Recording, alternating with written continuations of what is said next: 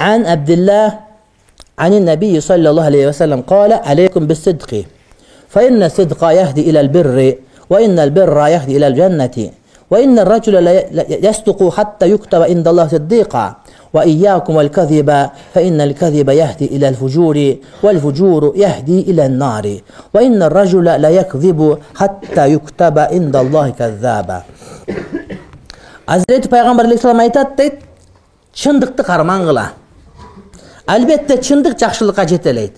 Çın айтылған жер түбі жақшылыққа тақалат тұрматы бір туғаным. Albatta жақшылық іш жақшылардың бардығы бейішке жетелейді. Демек çındık бейіштің жолы деген сөз. Çın айтсаңа жақшылыққа жетелейді, жақшылық бейішке жетелейді. Bir adam daima çın сөйлей тұрған болса, Құдайдың астында Сыддиқ, Абу Бәкір Сыддиқ деп айтамыз ғой. Сыддиқ деп жазылып қалады дейді да. Daima çın сөйлеген адам Құдайдың астында Сыддиқтердің даражасына барып қалады. Шуғада Сыддиқин дегенге барады дейді. Жалғандан алыс болғыла, анткени жалған адамды жамандыққа жетелейді. Ал эми жамандық адамды тозаққа жетелейді. Bir adam daima жалған айта берсе, Құдайдың астында жалғанчы деген атқа ие болып қалады дейді. Bir жалғанмен жалғанчы болып қалбайсың, урматтуу бір туған. Бирок дайыма мудавама кыла бере турган болсоң, жалғанчы болып қаласың дейді. Ошон үчүн сөз чынынан бузулбайт деген бар. Дайыма чын сүйлөсөң, ойго туруп айтса дагы чын айта бересиң да.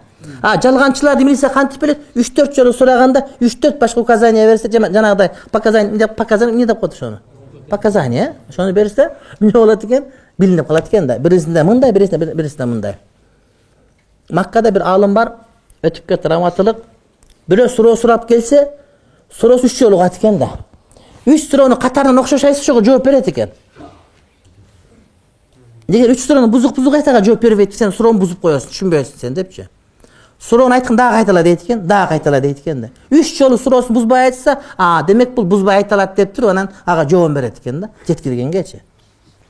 Болбосо жооп айтпайт экен ага. Өзүнүн фатвасын айтып, анан башка бирөөгө айтып бербейт экен да. Мен адат кылып алгам, талак сурап келгенде отургузуп алып 3 жолу сурайм да. Жазып алам. 3 башка айтат. Кээде 5 башка айтып коет да, кадимгидейчи. Анан мындай деп кайра өзү урушуп кетейин дейчи. Мен сага жазып алгам, минтип айтты. Эми мага так этер жерин айт. Кандай болот десең, карап ушундай болсо керек деп айтсачы.